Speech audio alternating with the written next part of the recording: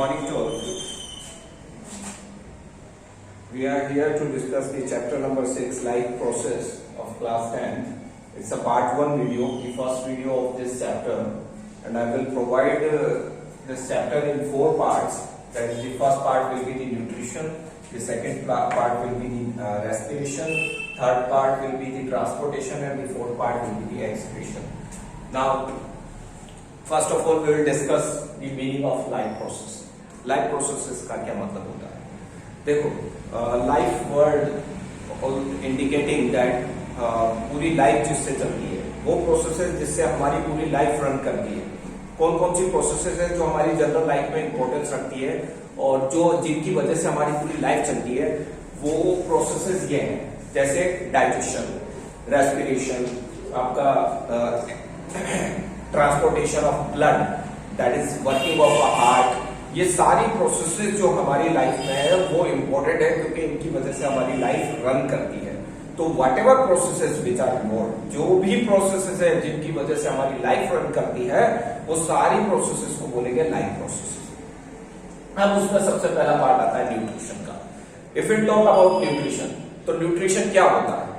Nutrition होता है वो फूड मटेरियल जिससे हमें जो हमारे काम की चीजें चाहिए, जैसे प्रोटीन, फैट्स, कार्बोहाइड्रेट, जो हमारी लाइफ को चलाने के लिए, वर्क करने के लिए हमें रिक्वायर्ड है फॉर एनर्जी, वो सब क्या कहलाएगा? न्यूट्रिशन। तो food material which is required from which we will get energy in the form of fat, protein और कार्बोहाइड्रेट, तो वो सारी क्या कहलाएंगी?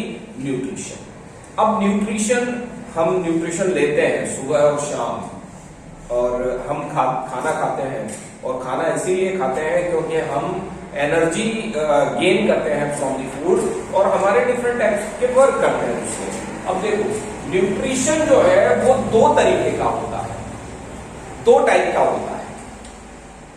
बहुत से ऑर्गेनिज्म जैसे plants, they are autotrophic in nutrition, और हम हेट्रोट्रॉफिक होते हैं न्यूट्रिशन में। क्या मतलब हुआ ऑटोट्रॉफिक और हेट्रोट्रॉफिक का? ऑटोट्रॉफिक का मतलब होता है कि हम हमारा खाना जो है, प्लांट जो है वो हमारा अपना खाना खुद बनाते हैं, मीन टू से वो दूसरों पे डिपेंडेंट नहीं रहते फॉर फूड। जैसे प्लांट्स एक प्रोसेस करते हैं जिसका नाम है फोटोसिंथेसिस, और ये फोटोसिंथेसिस प्रोसेस ही है जिसकी वजह से वो पूरा अपना खाना प्रिपेयर करते हैं और फूड बनाते हैं और अपनी लाइफ को रन करते हैं। तो ये फोटोसिंथेसिस प्रोसेस ऑटोट्रॉफ्स में देखी जाती है, मतलब प्लांट्स के अंदर देखी जाती है। जबकि हेट्रोट्रॉफिक जो है वो होते हैं जो अपना खाना खुद नहीं बना सकते, वो डिपेंडेंट होते हैं on other organism like plants also. अब उस हेट्रोट्रॉफिक में भी 3 टाइप है। सेप्रोफाइटिक, सेप्रोफाइटिक का मतलब होता है सड़ी गली चीजों पर डिपेंडेंट रहने वाले, मींस माइक्रो ऑर्गेनिज्म और बैक्टीरिया, फंगस, ये जो होती है, ये जो फूड मटेरियल्स हैं जो रखे रह जाते हैं उन पे डिपेंडेंट रहता है फॉर फूड, तो इनको कहा जाता है saprophytes, means which depend on dead and decade materials of a food. तो ये इसका एग्जांपल है बैक्टीरिया। और पैरासाइट्स होते हैं वर्म्स, जो हमारी बॉडी के अंदर। अच्छा, पैरासाइट क्या है? पैरासाइट एक तरीके का, आप इसको बोल सकते हो बदमाश ऑर्गेनिज्म। बदमाश ऑर्गेनिज्म क्यों बोला? क्योंकि ये हमारी बॉडी में रहता है, हम ही से खाता है और हमें ही नुकसान पहुंचाता है। मीन टू से हमारी बॉडी में रहेगा, हम ही से खाएगा पिएगा और हम ही को नुकसान पहुंचाएगा, मतलब नुकसान भी पहुंचाएगा। That means a parasite.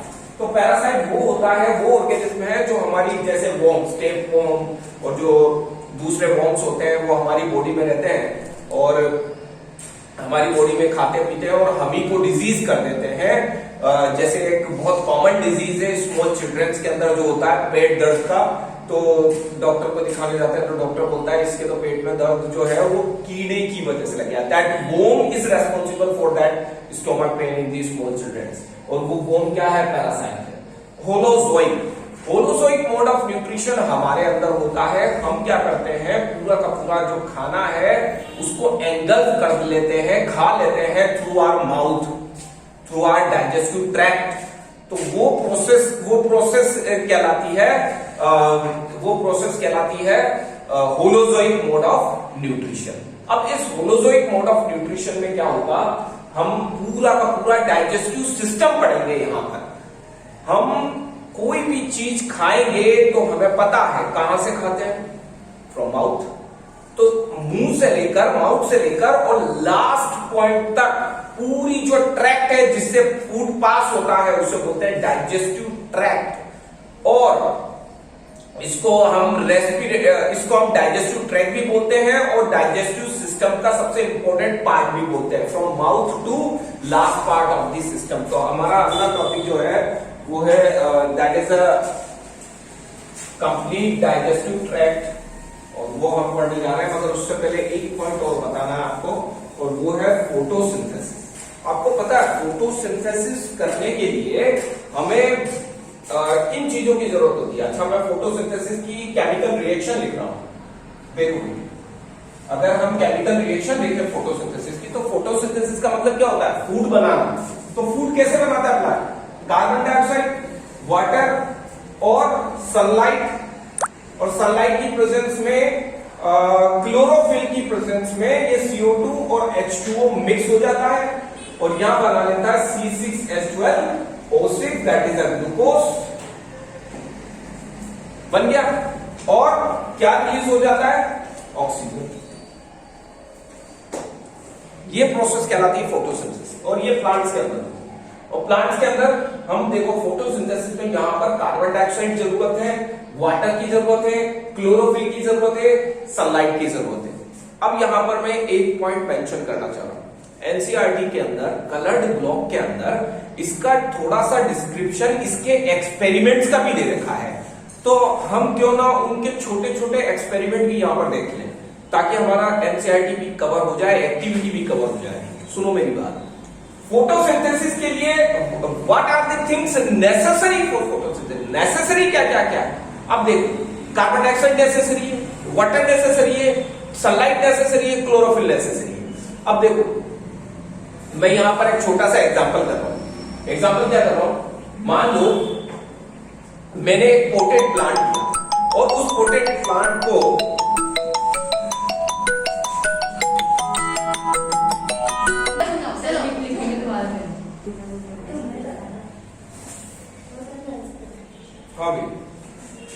तो पोटेड प्लांट अगर लेंगे अपन, तो पोटेड प्लांट के अंदर मान लो एक पोटेड प्लांट लिया हमने और उसको हमने उसके लीफ पर हमने एक टेप लगा दी मिडिल पार्ट पर, ब्लैक टेप, और ब्लैक टेप लगाकर हमने उसे सनलाइट से उस पर्टिकुलर लीफ के पार्ट को थोड़ी देर विदाउट सनलाइट रखा। फिर उसके बाद उसको प्लांट को डार्क में रख दिया फॉर 6 आवर्स, और फिर वापस से निकाल कर उसको डार्क में रखकर वापस सनलाइट में रखा और उस पे बीच वाले पार्ट पे हमने टेप लगा दी। और 6 घंटे बाद हमने इस लीफ को पिक कर लिया, तोड़ लिया फ्रॉम दी पोटेड प्लांट, और इसकी टेप को हटाया और हमने इस पर टेस्ट किया for the presence of starch. क्योंकि एक बात बताऊं, अगर for the test of glucose के लिए हम टेस्ट करेंगे और आयोडीन टेस्ट करेंगे। अब इसको टेस्ट, आयोडीन टेस्ट कैसे किया जाता है वो भी मैं आपको बता दूं। पहले इस लीफ को हम बॉइल करेंगे इन अ वाटर, फिर उसके बाद बॉइल करने के बाद इसको अल्कोहल में बॉइल करेंगे ताकि इसके अंदर से एक्स्ट्रा क्लोरोफिल हट जाए, और फिर एक्स्ट्रा क्लोरोफिल हटाकर इस लीफ के अंदर आयोडीन की ड्रॉप्स डाल देंगे।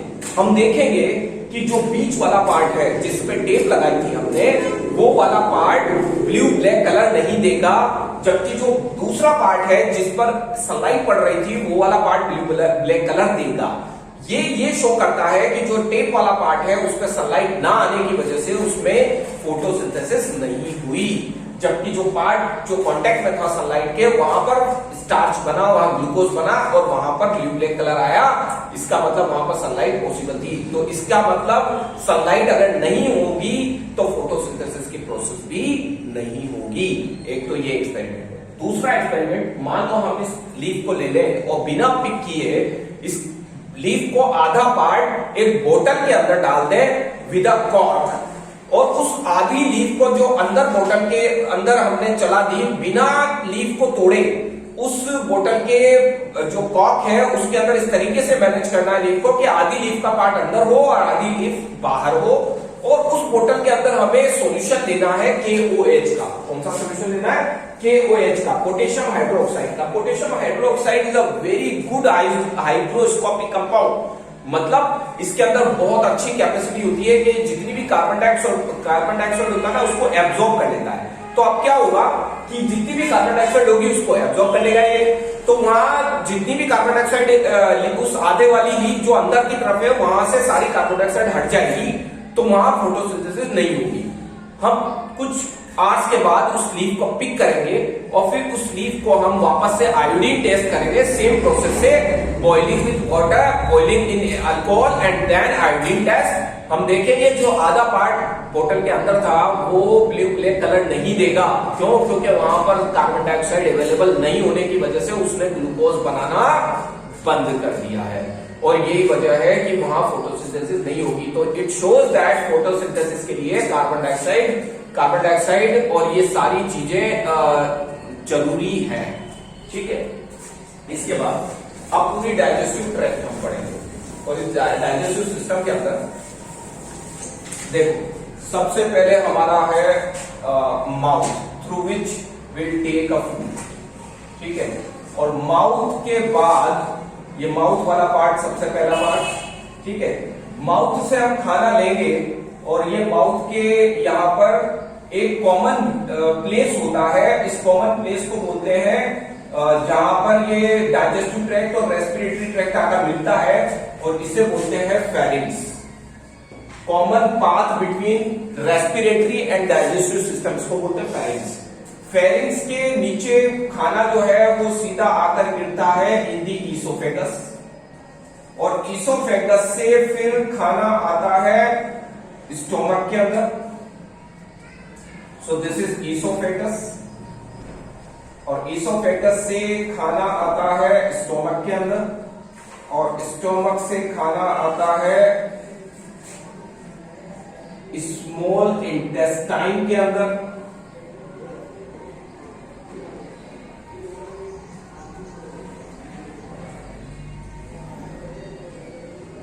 ठीक है, और इस स्मॉल इंटेस्टाइन से खाना जो है वो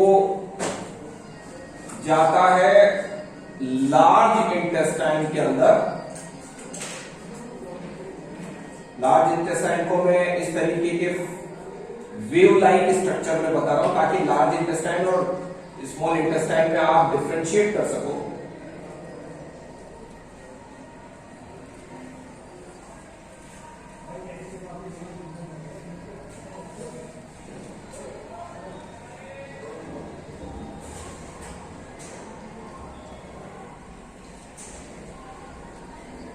तो मैं यहां पर मेंशन कर सकता हूं स्टोमक के बाद ये स्मॉल इंटेस्टाइन,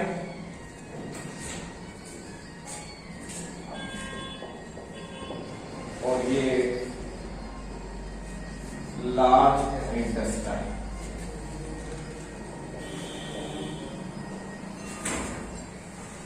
ठीक है, और